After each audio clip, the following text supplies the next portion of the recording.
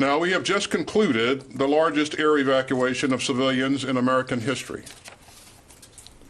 It was heroic. It was historic. And I hope that all Americans will unite to thank our service members for their courage and their compassion. They were operating in an immensely dangerous and dynamic environment. But our troops were tireless, fearless, and selfless. Our commanders never flinched, and our allies and partners were extraordinary. The United States evacuated some 6,000 American citizens and a total of more than 124,000 civilians. And we did it all in the midst of a pandemic and in the face of grave and growing threats. I am incredibly proud of those who made it happen, and they made it happen with grit and skill and humanity. Our outstanding men and women showed steady judgment under crushing pressure, including some very young service members who summoned up exceptional courage at close quarters.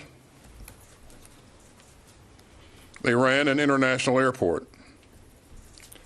They sped up visas. They fed the hungry. They comforted the desperate. And they got plane after plane after plane into the sky. Our forces risked their own lives to save the lives of others. And 13 of our very best paid the ultimate price. And many of them were too young to personally remember the 9/11 attacks. The United States military will always honor their heroism. We mourn with their families, and we owe them support through the days and years ahead. It is noteworthy that on the day of the attack at the airport, our troops and their partners pushed hard and carried on, putting 89 rescue flights in the air in the span of 24 hours and lifting 12,500 souls to freedom. It has been an enormous achievement, not just by the U.S. military, but also by the militaries of our allies and partners, and of course, by our teammates at the State Department. Now the war is over, and we're entering a new chapter, one where our diplomats and our embassy partners take the lead. We're part of an urgent team effort to move Afghan evacuees out of temporary housing in intermediate staging bases in the Gulf and in Europe and on to begin new lives. And I'll be traveling to the Gulf next week to thank our partners there who have done so much to help save and shelter Afghan civilians.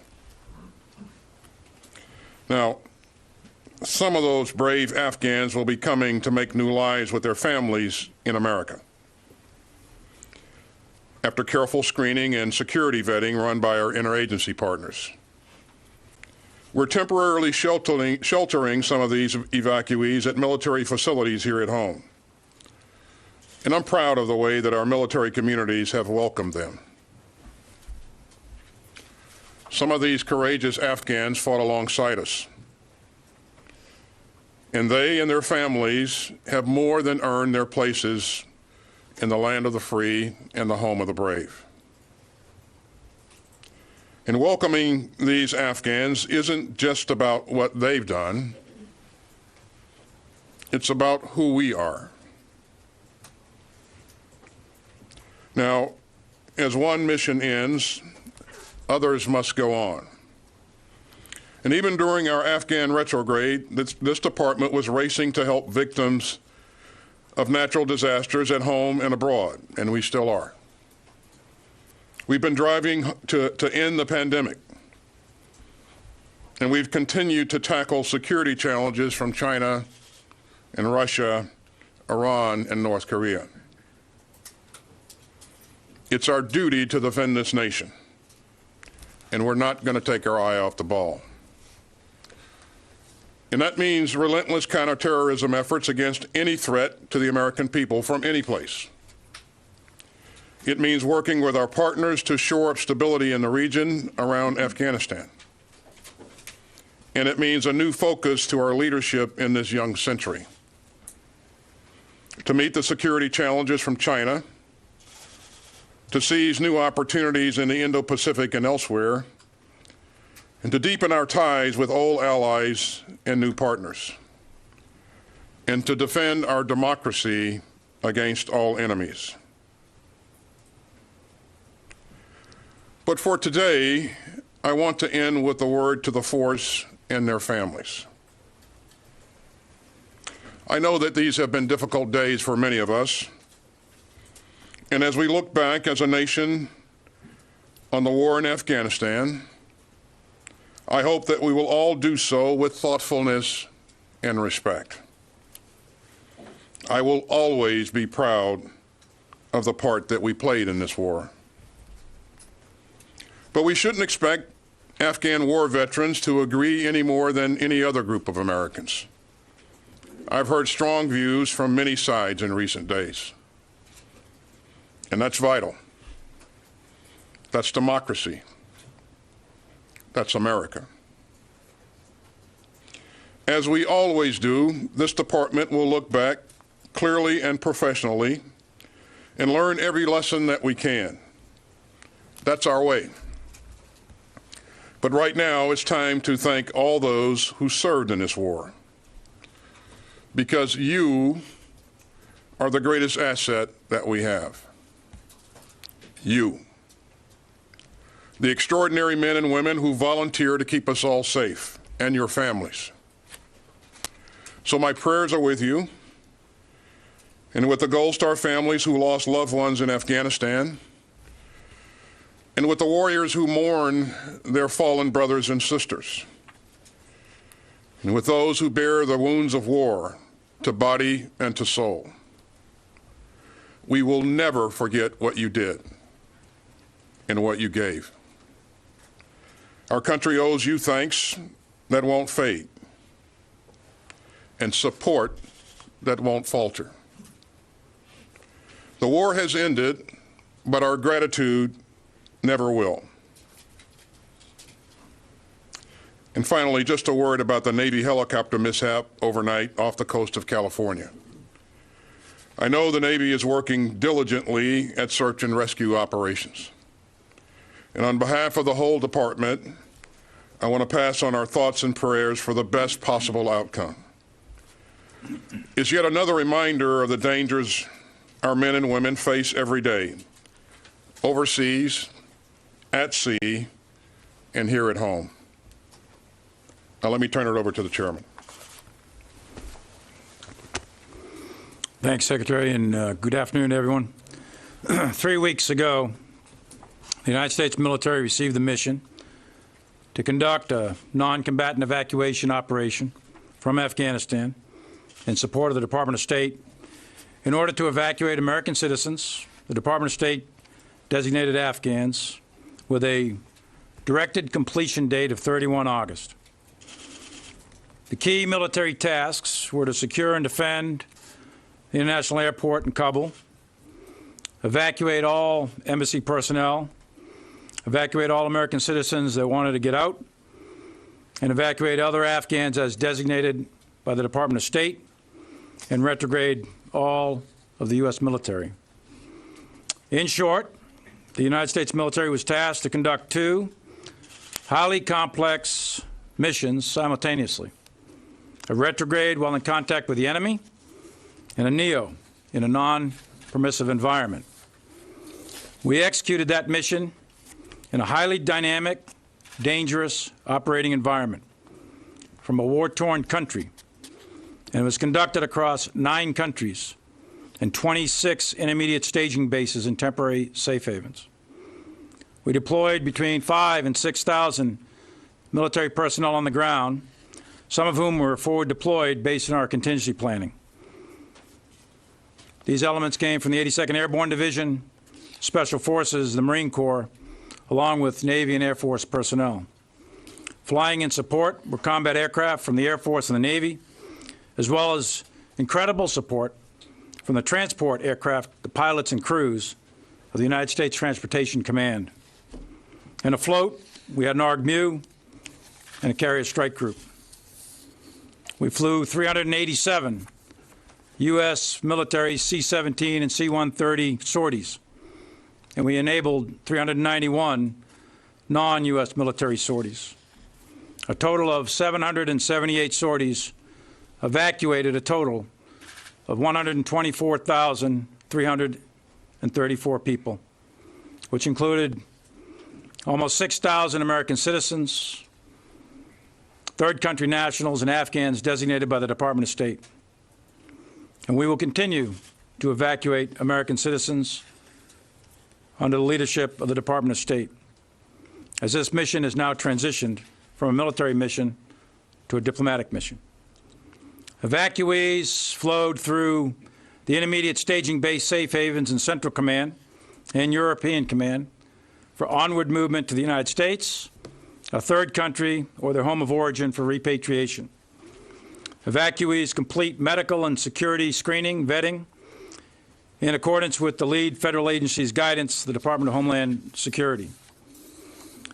Currently, there's approximately 20,000 evacuees in 7 staging bases in 5 countries in Central Command. Another 23,000 in 7 staging bases in 4 countries in Europe. And as of this morning, there are approximately 20,000 Afghans who arrived at 8 different military bases in the continental United States.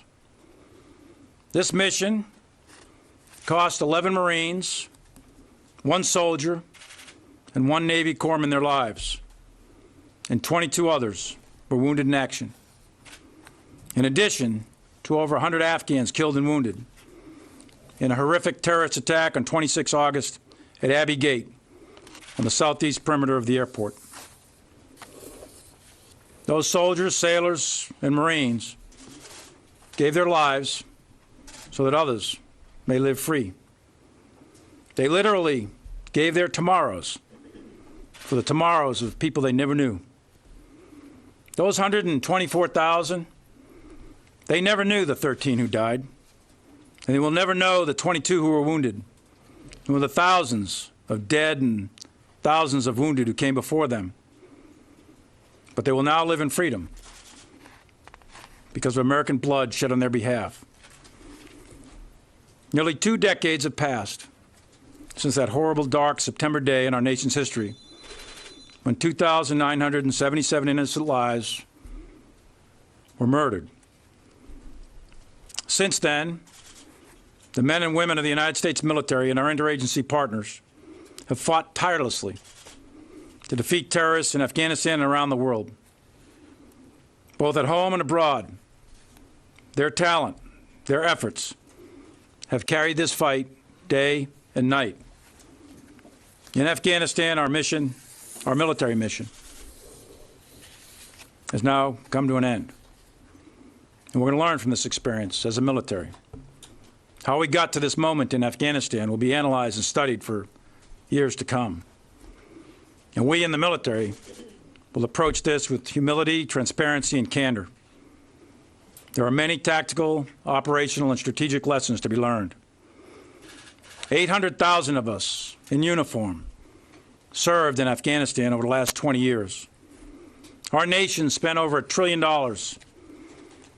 and most importantly, 2,461 soldiers, sailors, airmen, and Marines gave the last full measure of devotion, while 20,691 were wounded, and untold thousands of others suffer with the invisible wounds of war as we close this chapter in our nation's history. And all of those casualties are alongside our allies and partners, and we should never forget that 60,000 Afghan national security forces gave their lives in the conduct of this war.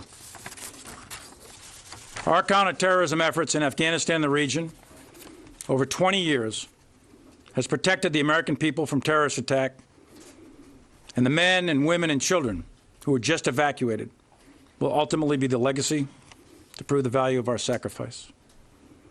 For the past 20 years, there's not been a major attack on our homeland, and it is now our mission to ensure that we continue our intelligence efforts, continue our counterterrorism efforts, continue our military efforts to protect the American people for the next 20 years. And we in the American military are committed to do just that. For those of us in uniform who served in Afghanistan, for our families who have suffered and sacrificed along our side, for those who have supported us, these have been incredibly emotional and trying days, and indeed years. We are all conflicted with feelings of pain and anger, sorrow and sadness, combined with pride and resilience.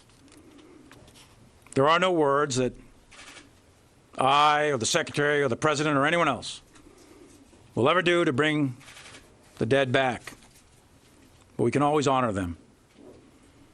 And one thing I am certain of, for any soldier, sailor, airman, or Marine and their family,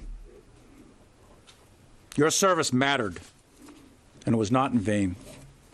Thank you. Okay, I think we have enough time for a few questions, and we'll start with you, Bob. Thank you, Mr. Secretary. Looking ahead in Afghanistan, question for both of you, please. Given the experience of the past couple of weeks at the Kabul airport, where U.S. commanders were coordinating or at least communicating daily with Taliban commanders, to an effect that General McKenzie himself said was at times very helpful. And also, I know, General Milley, in your case, you last year had face-to-face meetings with Taliban leaders, at least on a couple of occasions. I'm wondering what you think these experiences say about the prospect for a United States relationship with the Taliban, to include the possibility of any kind of coordination in counterterrorism operations against ISIS-K in Afghanistan. Well, Bob, first of all, let me applaud the initiative of our commanders on the ground who would stop at nothing to accomplish the mission that they were provided of evacuating as many American citizens, third country nationals, and SIV applicants as possible.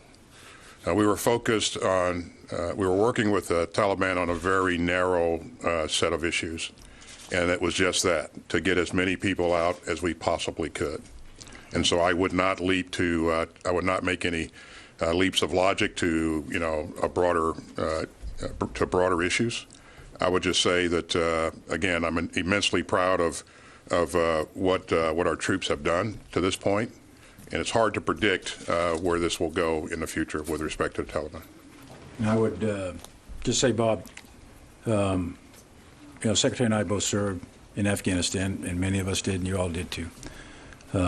We don't know what the future of the Taliban is, but I can tell you from personal experience that this is a ruthless group from the past, and whether or not they change remains to be seen.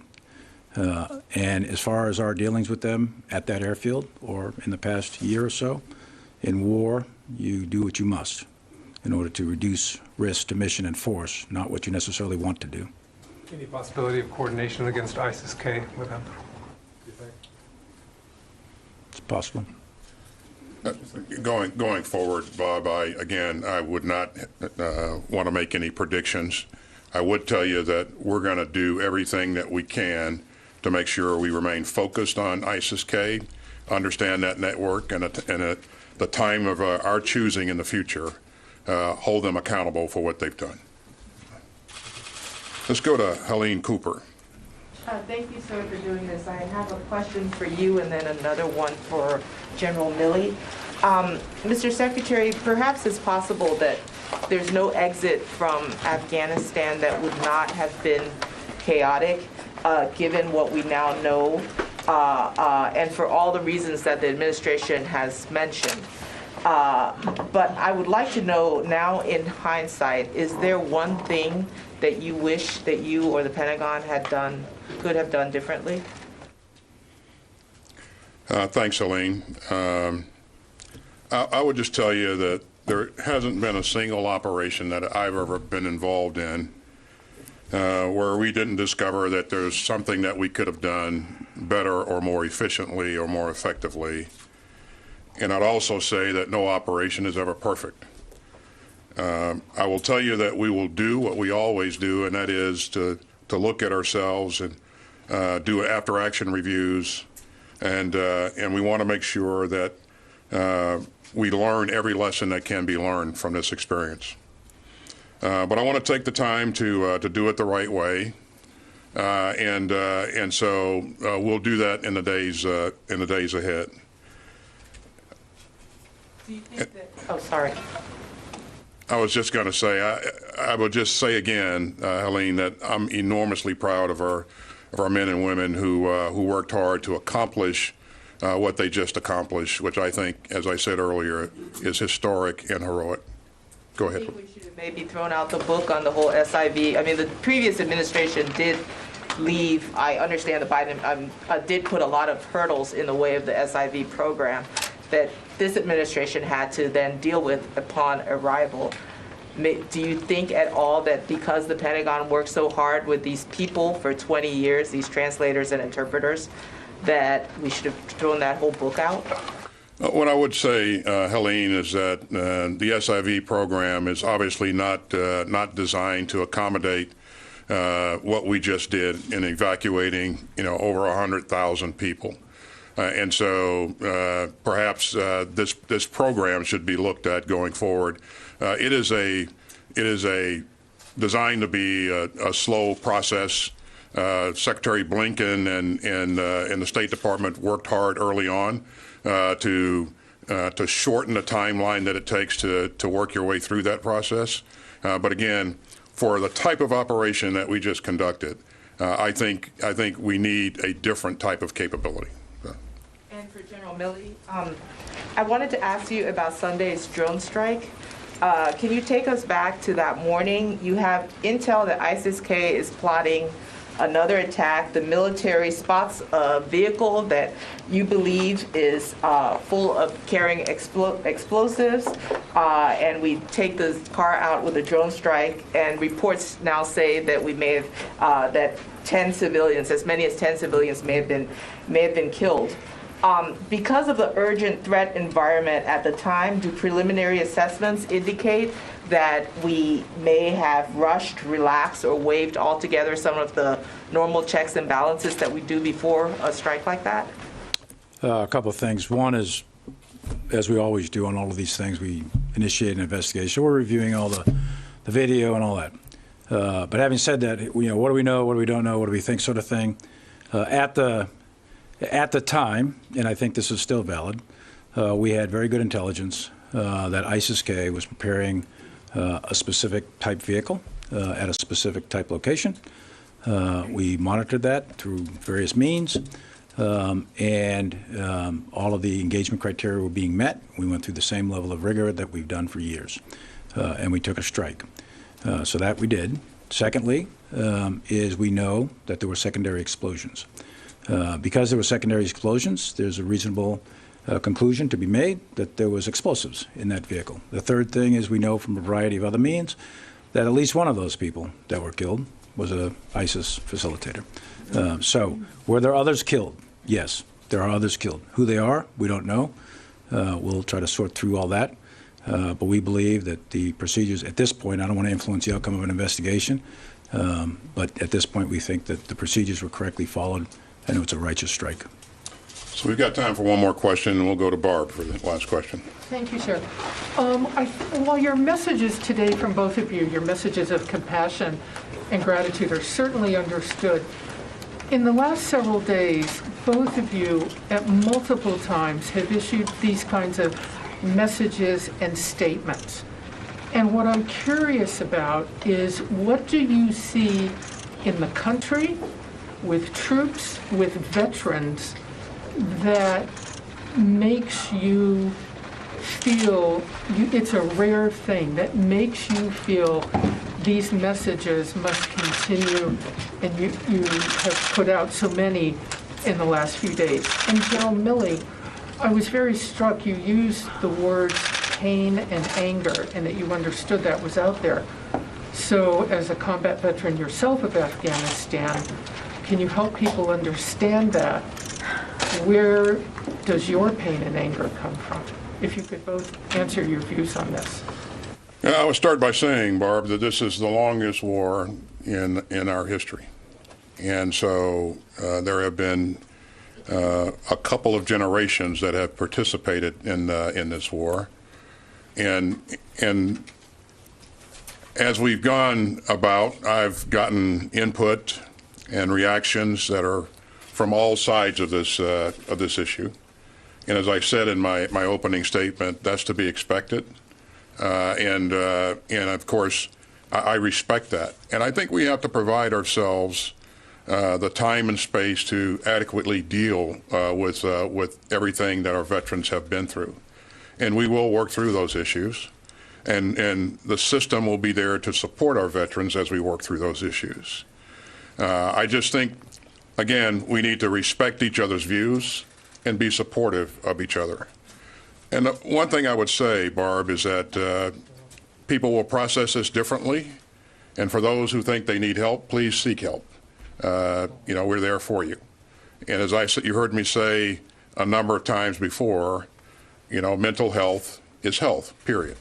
And so this will take time to work for people to work their way through. There are varying opinions on each side of the aisle, and that's to be expected and respected. So. Can you vote assured? There was a question for General. So, Barbara, you asked me where my pain and anger comes from. I have all those same emotions, and I'm sure the Secretary does, and anyone who served. And I commanded troops, and I wasn't born a four-star general. I have walked the patrols and been blown up and shot at and RPG'd and everything else. My pain and anger comes from the same as the grieving families, the same as those soldiers that are on the ground. Last night I visited the wounded up in Walter Reed. This is tough stuff. War is hard. It's vicious. It's brutal. It's unforgiving. And yes, we all have pain and anger. And when we see what has unfolded over the last 20 years and over the last 20 days, that creates pain and anger. And mine comes from 242 of my soldiers killed in action over 20 years in Iraq and Afghanistan. So yeah, I have that, but I'm a professional soldier. I'm going to contain my pain and anger and continue to execute my mission. Thank you very much, ladies and gentlemen. Thanks. We have to go. We have to go, guys. Thanks, guys. Won't be sent back to Afghanistan. General Milley, as someone that served in the military and trained with Afghanistan,